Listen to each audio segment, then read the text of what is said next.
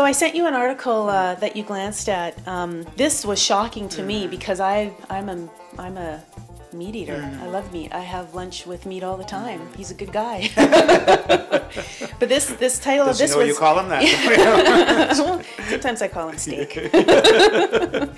The article is called "Meat is the New Tobacco," and I saw it online on the Huffington Post, and it's someone who's talking about the effect of animal products on human health, and that it says, quoted from the article, "Animal products kill a lot more Americans," American article, "than tobacco does." What are your thoughts on that? My thoughts are that's a bunch of garbage. I mean, you know how to, the way you get attention is you hype your headline and you come up with something that sounds like it's a thrilling new finding that is affecting everybody.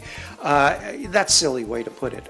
Do people get consequences out of eating meat? Of course. And do lots of people eat too much meat? Of course. On the other hand, you and me having our steak once in a while and enjoying our occasional hot dog, as I love to do, if the consequences of that are that it's going to kill you, I don't want to live in this world that's going to come around. You know, meat used properly is in moderation is a good part of most people's healthy diet. Where you get into trouble is the cut of meat and how often you use it, and if you have other risk factors. I mean, if you're massively obese and you have type 2 diabetes and you're eating meat every day, you don't need a degree to tell you that that's not a good thing to do. If you're in relatively decent health, even if you have not the best health, but you're using it wisely, you're fine. It also says that vegetarians have much lower risks of heart disease, cancer, and stroke. And that's true, and everybody knows that, but are we going to turn the world into vegetarians? No, even vegetarians cheat. You want to know something I love about vegetarians? Every time they invite you to their house for tofu, they tell you it tastes just like chicken. How the hell do they know? How do they know it tastes like chicken? They're reformed vegetarians. They want you to eat it because they know you're going to eat it if it's chicken. They remember when life was good. They do. I live with mostly a vegetarian. Actually, cutely, she calls herself a hot dogarian. She will allow me to make her kosher hot dogs on the barbecue about 6 or 8 times a year. She loves them. And she's not a fascist about it. If I happen to use some chicken stock in something that I use, she'll eat it. But what was interesting to me, here's the thing about vegetarians. So I go on TV one day and I say this. My wife it's another planet. She's a hot dogarian. What kind of sense does that make? She says dozens of women walked into her store afterwards and said, you know what, I'm just like that. That's what I do. I eat hot dogs regularly too, but mostly I'm a vegetarian. Well, mostly being a vegetarian is a great way to be. That's what we are. We eat mostly veggies in our house 4 or 5 times a week. I'm the main cook, and once or twice a week I make myself meat and mix it with something else, and we're happy that way. It's moderation, right? And maybe our problem is that some of us in our generation aren't very moderate. Oh, absolutely. That's it. There are people who eat red meat 3 times a day. Well, you know what? We weren't constructed to do that. In the kind of civilization we live in the kind of world we live in, it may be that out on the savannah where that's all you did was kill your animal and that's all you ate, maybe back then we could tolerate that better. Now we live in a totally different world where we don't have to work at getting our food, basically, and there's such a superabundance of food. Times have changed, and it's not nearly as healthy. Should we be all vegetarian? No, veggies get boring. I know vegetarians will tell me they don't, but it does. I've lived like this for 10 years. It gets boring, and you have to take a lot of time to prepare vegetables to make them more interesting. It's another thing people don't realize. I cook a lot of veggie meals. It takes a lot of time. Whereas meat, hey, you know exactly what you're getting. Putting it on a Barbie, it's you got a great meal just like that. You don't have to change it up. If I had my druthers, people would eat lots more veggies, lots more healthy oils, lots more legumes and nuts and that kind of thing.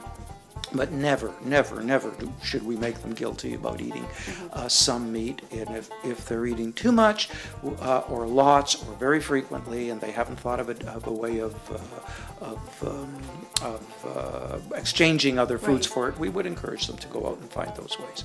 My daughter was told, she takes a health and fitness class, she's in grade 11, she was told her generation is the first one that could have a lower life expectancy than their parents. That's a study from that got an incredible amount of attention from a couple of guys who study trends.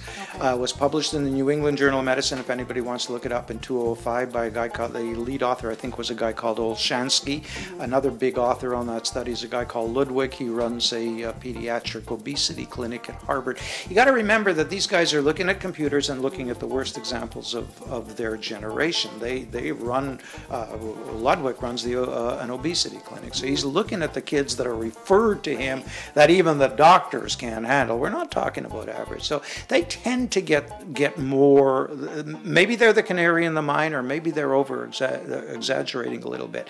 What they said is if trends continue the way they are, then it's possible that this generation will live 2 to 5 years less than the generation that came before it. So for the first time in history, a generation will die before their parents. That is if trends stay the same and if we don't find a way of fighting this. So we're talking about kids. We're talking about having a lot of time, a lead time, to try to change things. And I think the great thing is that we're awakening to this problem. We're beginning to understand that there's a problem. And once that's the first step in coming up with solutions. The solutions aren't simple. They have to be, it's not as easy as telling parents, hey, feed your kids less. It's a community kind of thing. It's a society kind of thing. We have to make parks much more accessible to kids. Parks are just, you don't see kids playing in parks anymore. They sit because parents are so afraid that they're going to be hurt, or that there's none of the things in parks that we grew up with. You swung from them all day long, you injured your arm, you might say, oh, well, big deal, go back and play some more. Now, one kid gets injured, the park gets denuded. It's a different world, and I think we have to, phys ed in class, phys ed was compulsory for us way back when. But you didn't have to make phys ed compulsory back when, in the dinosaur era, because kids played. You sent them outdoors, they played. That's what you did, yeah. That's what you did. Now they go to computer class, they go to ballet class, they go to, well, ballet's good, so I won't say that, but they go to violin class. So it's great to develop your music talent, but you're standing there. They come home, they're exhausted, they have to do homework, they've got all these electronic gadgets to entertain them. It's a different world, and we have to come up again with strategies to change things. But we're beginning to, and I think this generation is going to outlive us, because I think we're going to come up with some pharmaceutical advances that will make a big difference in how we treat Alzheimer's, I hope, and diabetes and heart disease. And look at the strides we made in the last 25 years in treating cancers. So just to say, maybe the kids will get these illnesses more than we will, but maybe we'll treat them better. So, hey, I wouldn't get depressed about it. So it's not tobacco. Oh, well, tobacco's still a big killer. Tobacco's bad, but meat isn't as bad. No, God, no. We should eat less of it, but hey, enjoy your meal. You invite me out for steak, I'm there, okay? They don't make you eat it out on the street, like they make you smoke out on the street. That's how I'm measuring it. You can still sit inside. Absolutely, and enjoy it. And you got to remember, it's part of a cultural thing. You sit, you enjoy your meal with friends, and that makes a big difference in lowering your stress. So you don't pay attention to garbage. I use a careful word, garbage like that. Okay, thanks for your time. My pleasure.